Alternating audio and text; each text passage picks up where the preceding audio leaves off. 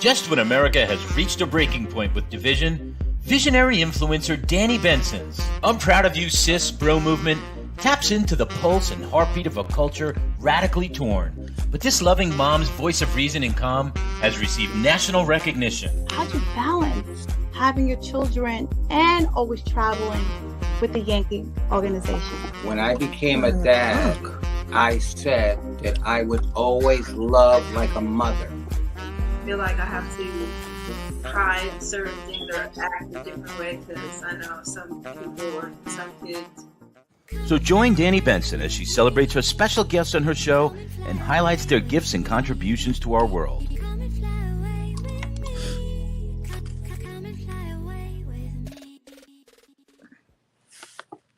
Hi, everyone. Hey, my name is Danni Benson of I Am Proud of You Sis, host of I'm Proud of You Sis. Happy New Year. It is 2023. Can you believe it? It is 2023. I'm hoping everyone had a great holiday season. I guess it's back on the grind again. I'm so happy you're joining my show. Thank you, thank you, thank you. Please like, share, comment, and follow.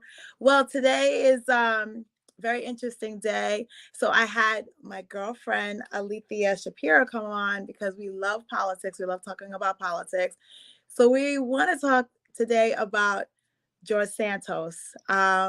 Hopefully you guys have heard about George Santos. If you haven't, it's such a crazy situation because I guess the New York Times did a story on him a few weeks ago and find out some things that he lied about. And it's so interesting because, you know, when someone is running for a district, you would think proper background checks would be done. Just like if you and I are applying for a job, they always do like background checks to make sure that, you know, we're telling the truth, or, you know, at least, you know, just to make sure like the person they're hiring is the person they're hiring. Well, I guess they found out that the people who voted for him, most of them are finding out that that's not the person they actually hired. It was funny to me when he said, in one of his pamphlets, I was going around, you know, asking for people's vote, that he was an American Jew. And to see an interview like about a week ago, and he said, I didn't say I was Jewish, I was Jewish. Wow. I cannot believe like this guy was actually lying in front of our TV. But I'm trying to figure out, is this a new normal now where people lie and we just accept the lie because we're like, people lie? Or are we going to go back to the standards of having integrity and honest, especially in our politicians, because we're putting our life in their hands. I mean, and, you know, our family lives and our children's lives. And, you know, so I have Alethea Shapiro on the show to talk about this situation. I loved her. She gave this whole rant, I call it. And I don't blame her because I would have been upset too if I voted for something or someone that wasn't the person I actually voted for. So Alethea, thank you for joining. I'm proud of you, sis. Hey girl, how are you?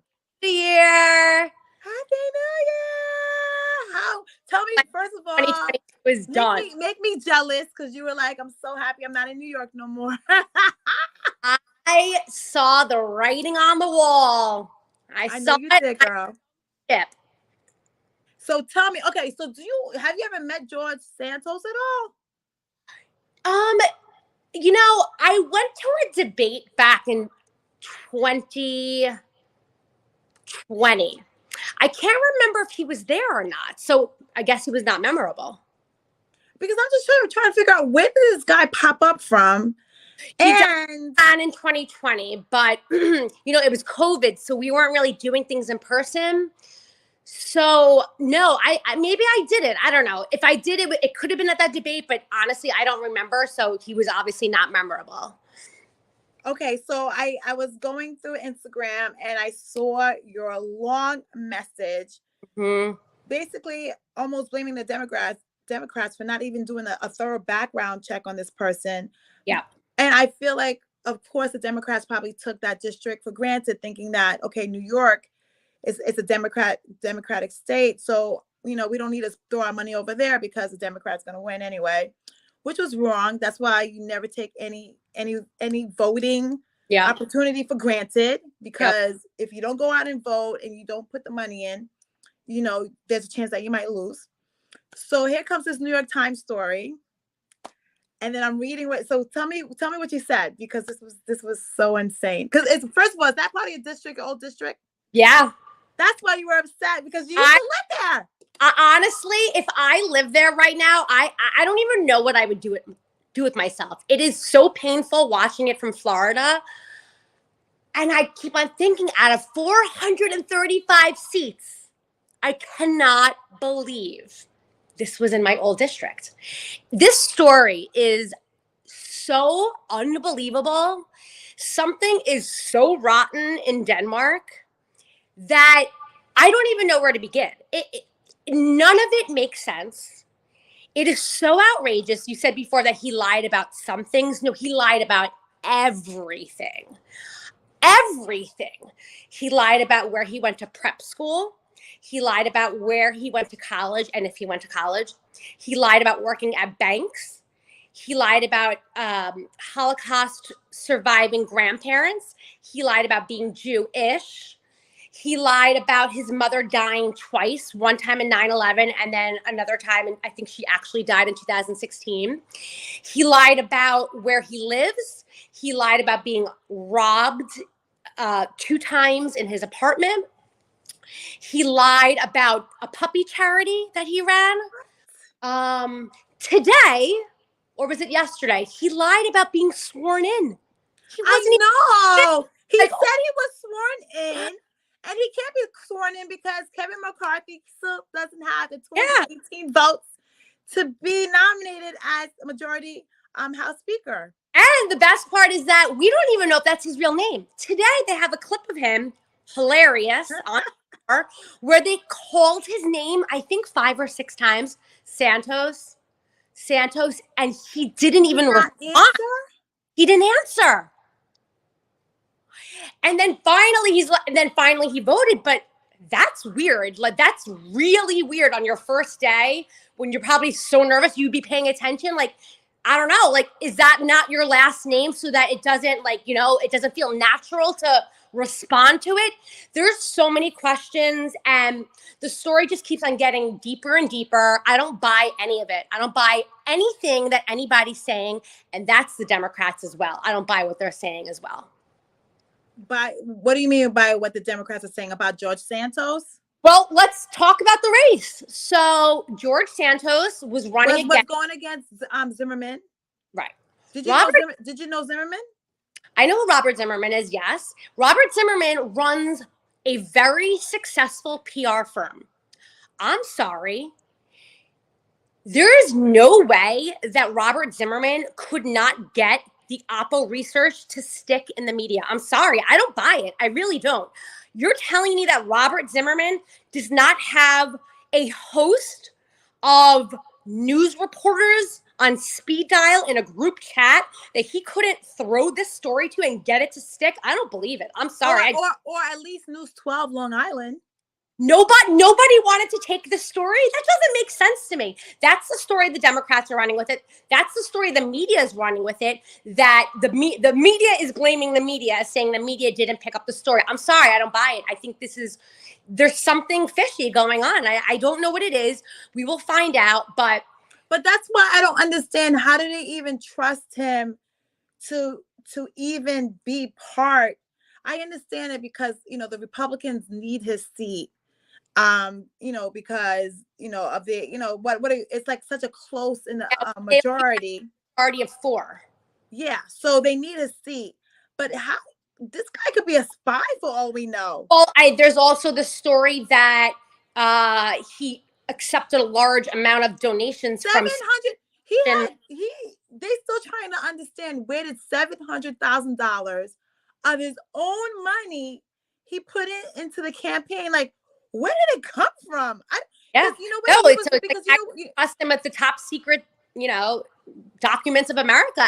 It's crazy. And the craziest thing is that we don't have in America a way to recall him. There's no way, unless he resigns, there's no way to recall him as our congressperson. He will be seated and we'll see what happens from there. But unless he gets criminally charged, he's the congressperson.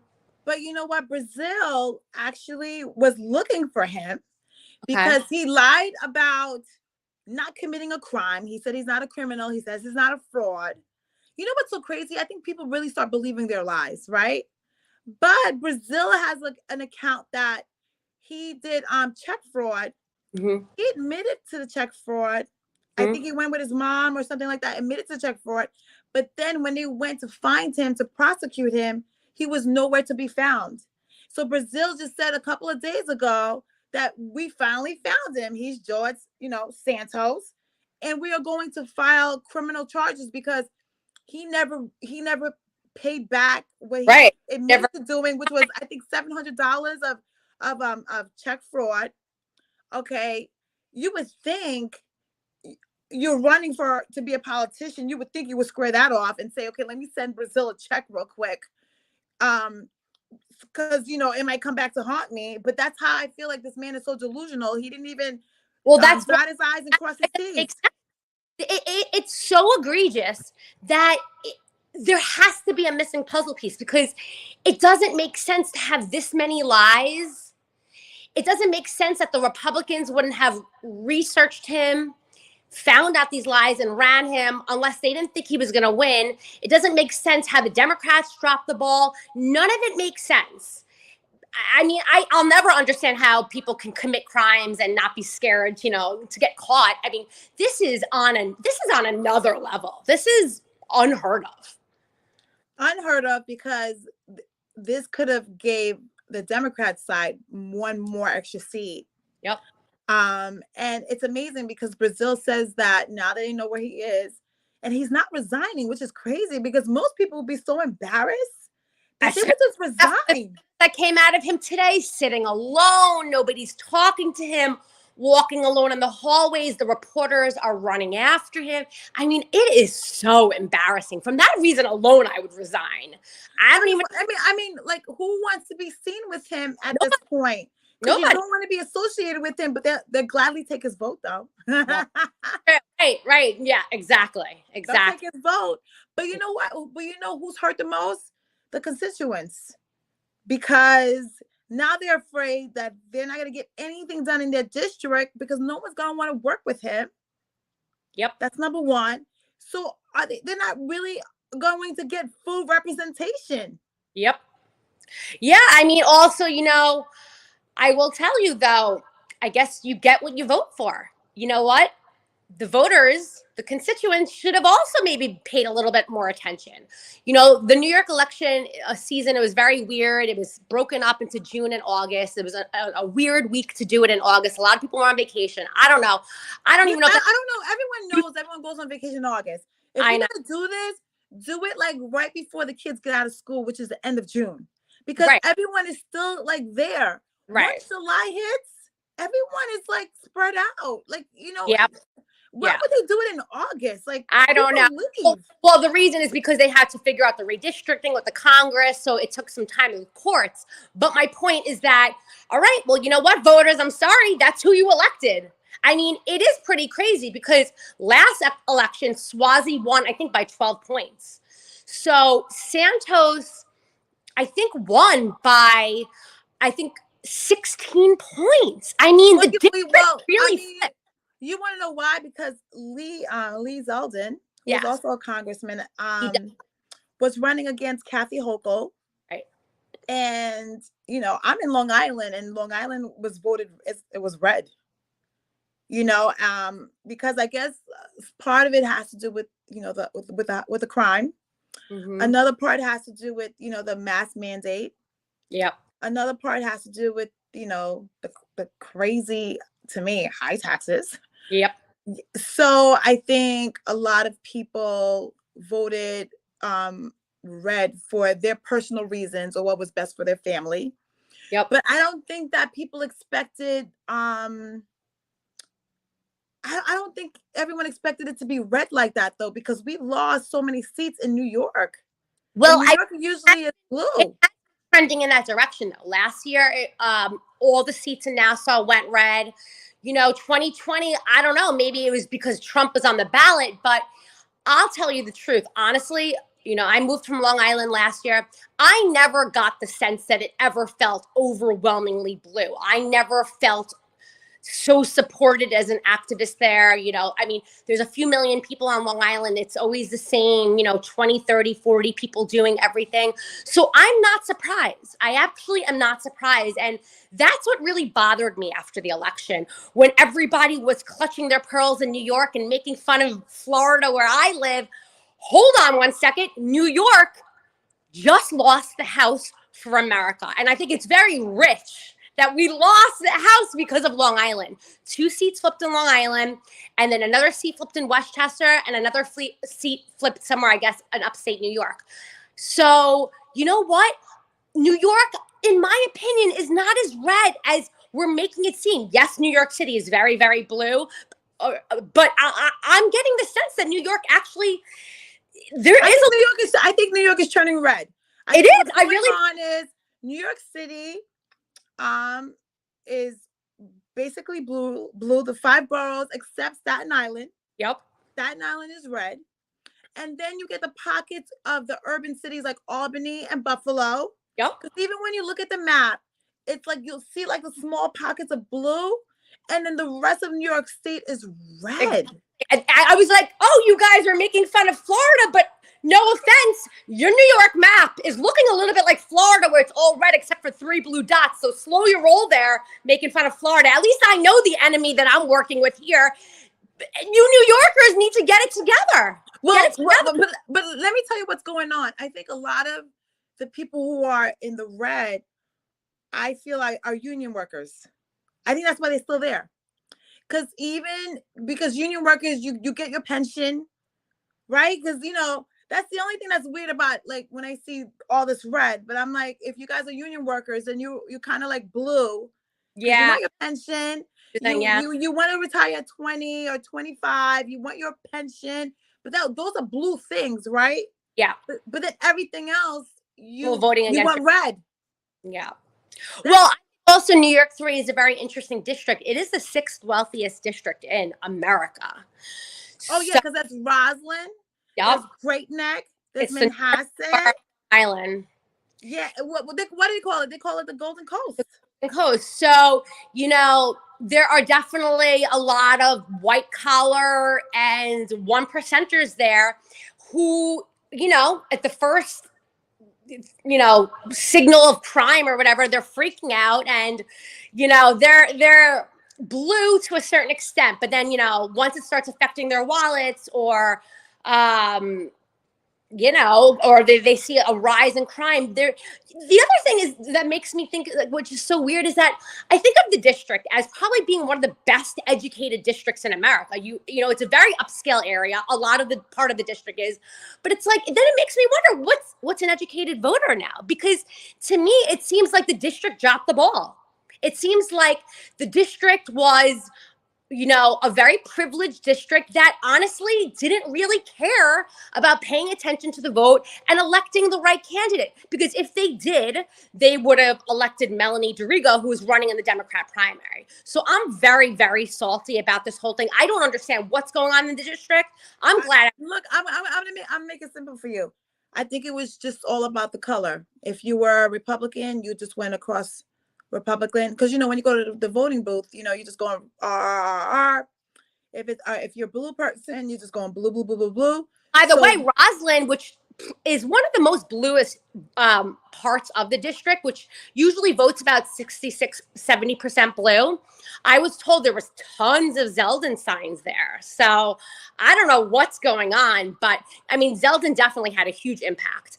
And I think Zeldin probably carried him along, because like you said, they went down the back.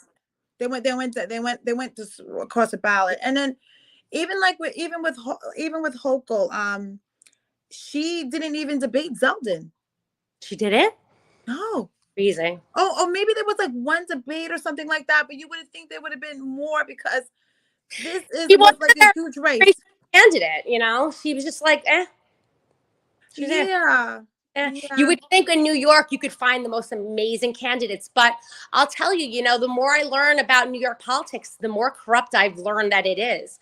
And unfortunately, it's like an old man, you know, an old white guy's game. And I mean, the blame should very much lie in the top, and we should very much talk about Jay Jacobs, who's the head of the Democrats in New York, who should be fired because he on this one. How he did not pour money into this district and make sure that Santos didn't win is so embarrassing. But you want to know why? I think they took it for granted. I think I think we're at a time right now that you cannot take any vote for granted anymore. Because even the Republicans were surprised that it wasn't a red wave. Yeah, they were surprised because everyone was just taking everyone's vote for granted. I really think it's Generation Z. I really think Generation Z is coming in here and they're not following the rules no more. They're not listening to what Mama says or what Papa says. Yeah. I think Generation Z is a completely different breed compared to the previous generations because we always did what our parents told us to do and it just trickled down that way. Yep. But Generation Z I think it's that generation that's kind of changing the whole map a little bit. Well, they're definitely more woke and they see how the system is rigged and life is almost like rigged for them now. It's hard, you know, graduating college, getting a good paying job, the price of college. So they are definitely paying attention. And that is where my hope definitely lies, is in the youth, because they are turning out and voting and they're not taking, you know, their vote for granted. I mean, obviously we could have more, you know, get involved, but, yeah, you know, our district, New York 3, actually, there was not a lot of Gen Z there. So it's like an older district. It's like a predominantly white district. It's an upscale, you know, district. So I don't know what's going to happen there. The best thing that we can hope for at this point is that the DA, you know, they do their investigation and there's a criminal charge and then there's a special election. And then that's going to get really, really, really interesting. And who knows? Because who knows how many people are going to throw their name into the ring for this one if there's a new election for Santos' seat. But I think Zimmerman is probably going to run again. He will, but so who knows? Imagine if Swazi comes back. Maybe he'll want to take his seat back. Anna Kaplan, the state senator, she lost. You know, she might want to throw her seat in the ring. The other people who ran during the Democratic primary, I'm sure will jump in. So it will definitely be a very interesting seat. All eyes all over America will be on the Santos election. Which is so interesting because it would have been perfect if you were there with this happening, right? I know. I could not take it. Like my heart couldn't take it. Seeing Long Island turn red is really devastating. It's really devastating. I mean, honestly, like I can understand a little bit why. Okay, so crime is up. That gets scary, especially when you have babies and children, and it seems like nothing is really being done, right? So crime is a big thing, but there also is a big thing too. My taxes just went up again, and I'm just no, that's ridiculous. The taxes are ridiculous. But I want to say about the crime, they definitely lie about the statistics of the crime, and also they're comparing the crime to 2021 when everybody was in the house. Of course, crime's going to be up. People are hopeless. They don't have money anymore. They have no good paying jobs. What do you expect? If you're not going to actually help people, crime is going to go up. But it's not going up as much as the Republicans and Lee Zeldin was saying it was. And interestingly enough, the day after the election, crime was over. Wow. Yeah. I didn't realize that. Yeah. It's really funny. I saw a statistic on Fox, how many times they talked about crime. And then the day after the election, it's just dropped off. Well, you know what? Let me just tell you something. I used to be a publicist, and it's all a marketing game. Whatever they test the market, and whatever gets that person riled up or that demographics riled up, that's when they keep talking about it, because that's how they hopefully get that person to come out and vote. Right? There's like push buttons, we call it. You know, what's gonna make that person actually get in their car and vote? But another interesting thing happened. Republicans are finally realizing like mail-in voting actually works. Because, you know, the Democrats were taking advantage of the mail-in voting. And because they kept saying election fraud, which there was really no election fraud. Right. I will say this, there was no election fraud. then I think the Republicans were telling their constituents to actually physically go there and vote, which is hurting like a lot of people because I don't understand why we can't just do mail-in voting. I mean, I do my driver's license on my cell phone now. We're doing everything on my cell phone now. I have my Apple Wallet. Like, I don't even have to carry my credit cards with me anymore. Well, I understand we're that very behind the times in a lot of voting stuff. Also, very archaic rules. You can't even register the day of the election. New York really, you know, for as much as they call it the progressive beacon of America, it has a long way to go. And a lot, you know, we just codified Roe into law a few years ago in New York. So there's definitely a lot of improvement New York needs to work on in terms of, you know, voting and election stuff. And then that has to do with the leadership too. I guess the next 2 years is going to be very interesting in New York and all over the country because I know we say this every single year, like every single election, like this is going to be the defining moment. But I really think, I know I'm crazy. I think this is going to be the defining moment. I think 2024 is going to be the defining moment of the direction of where our country goes. And that's a period on top of period on top of that. I know we say for every election. I know. But, you know, Trump, it might be Trump against Biden. It might be Biden against your governor, DeSantis. Oh, God. Right. Because I know DeSantis is just waiting in the wings. I know he's hoping and praying that Trump gets arrested. Yeah. So he can finally come in because if Trump doesn't get arrested, he knows Trump is going to bully him all the way through. And I'll be there for it with my popcorn. Just like what's going on in the House of Representatives right now. My popcorn. With Kevin McCarthy. Yep. Starting again at 8:00 tonight, they'll be resuming the vote again. You know, those 20 holdouts have to really hold out now because if Kevin McCarthy wins, they're not going to get any committees at all. And you want to know something also that's really crazy? Byron Donald is my new congressman. So I had the Santos drama in New York, and Byron Donald is the nominee today that they all were putting against McCarthy. So I'm like, what? Byron Donald? He couldn't even help us during the hurricane. You think he's going to help America? This is a joke. It's a joke. So basically, it's anybody but Kevin McCarthy. Basically, that's what it looks like. And I really don't think, I think this is going to go on for at least another 2-3 weeks. Oh my God. Yeah, I don't, nobody knows. Literally, this is the first time that I listen to the news where nobody knows. Nobody knows anything. Everybody's confused. Nobody has any predictions. This is unprecedented. I think it's been 100 years since this has happened. I think this time those 20 Republican holdouts are going to hold out because they feel that Kevin McCarthy is part of the so-called swamp of Washington, including Mitch McConnell, who is in Kentucky with Biden right now. And everyone's like, is there something going on that we don't know about? Because it's like everyone is sleeping with the enemy. Everything upside down in this world right now. That's why I'm so glad it's 2023. Hopefully we could start off a new year. And I don't know, because last year, just everything was going wrong. Everything in America, you know. I just think that I don't know. I want hope for our children. So I don't want our country to go downhill, but I just want to go back to the old days of just compromise and do what's best for Americans and being civil towards each other. And afterwards, they used to go to the bar and have drinks together and be like, however, huh? I will say, how did that compromise work out?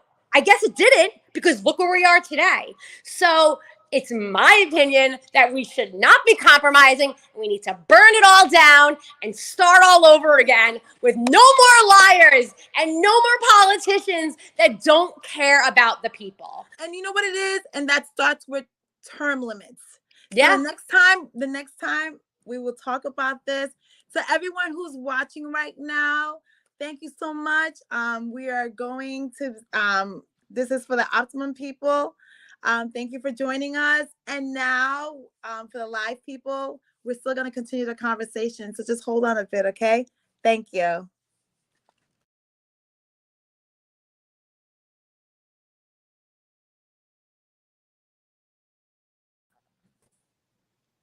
I have to do a hair switch. No, you know what I think they should be? I think they should be term limits. Yeah. I don't think they should be lifetime politicians. Yeah. You know what I mean? It's like even Biden. I'm being honest with you. I don't want him running again. Who does? I don't. I didn't want he's gonna be like 80 time. something years old. Even Trump is gonna be like 78 by the time he starts running again. I want fresh, young ideas, fresh young people. Yeah. That's why I think that what you just said about it burning down again and starting all over again, I think it starts with term limits. Yeah, but they're never going to vote for that because that would strip them of their power. But you know what? I think Florida has the first Generation Z House of Representatives, right? I think Generation Z is going to really flip this whole, you know what it is? Because Generation Z understands this is their future. Like if this country burns down, they're the ones that's going to be all screwed because they're the ones that's still going to be living in the craziness while we're all dead in the ground, right? That's right. I think these kids understand, like, if they don't participate and make these major changes now, they're the ones that's going to be affected. That and the generation after them is going to be completely affected. While we, like, my parents are going to be dead. Who cares? Like, they're making all these decisions, and they're not even going to be here to even deal with the decisions that they made. It's so unfair. It's so selfish. It is so selfish, and that's why I think Generation Z is going to come in, and they're going to rock the boat. Yep. Well, I also heard that in 2028, I believe the demographics will finally be in Democrats' favor, because I think it's that for the first time in 2028, there will be more Black and brown people than white people. 2028. But are we going to get there? That's the question. So I'm hoping 2028 is in 5 years. I know. Hopefully we can get there. Hopefully we'll survive till then. Hopefully America will be still around with the democracy. So do you really think every Black and brown is really going to vote Democratic by 2020? No, but I hope that, we need to burn down the white supremacy. We need to dismantle white supremacy, and we need to start representing what America looks like. And it's not only white people, it's Black people, it's brown people, indigenous. So, I'm excited for when the numbers are different and we are more representative of what America looks like. And hopefully that will be represented in the Congress, but we're not there yet. We don't have the numbers to make. But I'm confused because I thought this country was 60%, white. No, but by 2028, the numbers will flip. That's in 5 years. Yep. Wait. So wait. So where is the 60% of the white people going? Well, a lot of Hispanic voters or Hispanic Americans, there's a big influx. So all the, generations. Oh, so, all right. So I get it now. So you're saying all of the, well, you know what? The Republicans might stop that though, because all the DACA. Dangerous. All the illegal immigrants that's coming in right now. I mean, even Mayor Adams is honestly flustered because he's saying that, and I have to be fair, because states like Florida, Texas, and all the border states that are bordering Mexico, they have been taking the hit too with the influx of all these immigrants, because where's the money coming from? So it's taking money out of taxpayers' pockets into helping, illegal migration, right? So now Mayor Adams is like, it's coming out of our pockets now. And I think they're purposely sending the migrants to New York, because New York is one of the big states that people will get media attention from. But I think the tactic is actually working, because Mayor Adams is like, we need a couple of billion federal dollars coming to New York, because the illegals that are coming are taking the resources away from Americans who are paying their taxes. I mean, how do you really feel about that point? I think it's really complicated.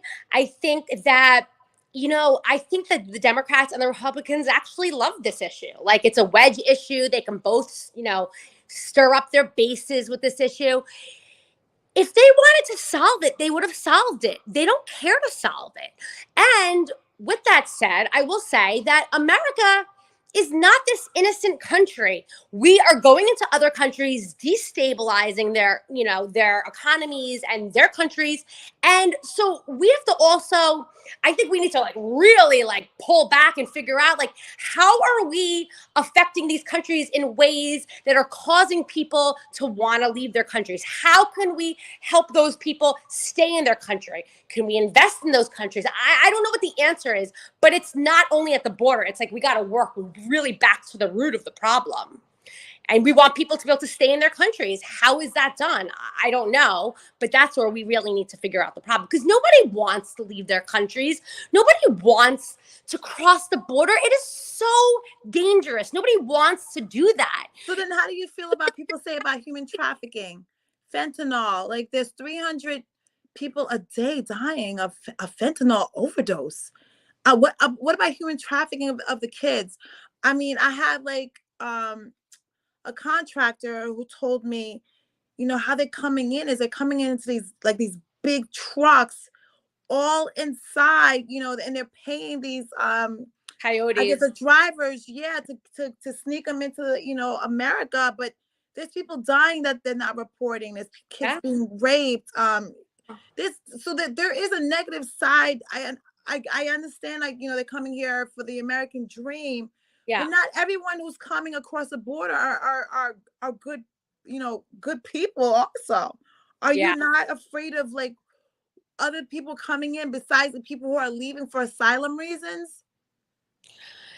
I mean, I just don't feel like it's my place to judge. I don't know what it's like to live in these countries. I do know that it's not a cakewalk to get into America. So if you are that desperate, I mean, you must be really desperate to have to walk through countries for months with no food and the violence. So listen, I don't know the answer, but I will tell you, I traveled all around America.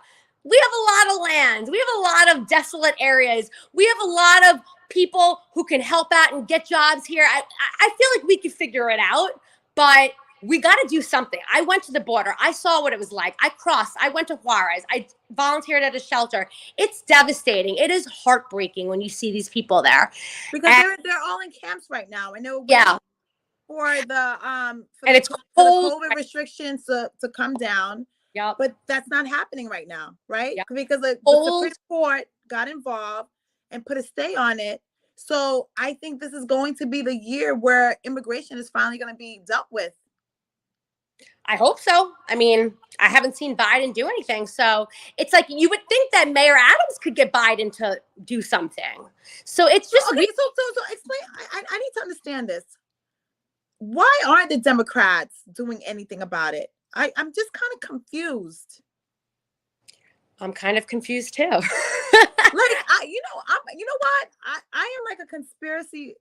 I don't really believe conspiracies, but I think you are right. I think something is going on. Something's going on. And I'll tell you, this is why, I'm a Democrat, but I'm a progressive. And I really believe that the progressives are a separate party than the Democrats, because we've seen time and time again that, the Democrats, they don't always do the right thing. They don't really care to fight for the people. And the progressives are really the ones who are the people and who are fighting for the people and who are advocating for real solutions and real things that can actually make changes in people's lives and the 99%'s lives.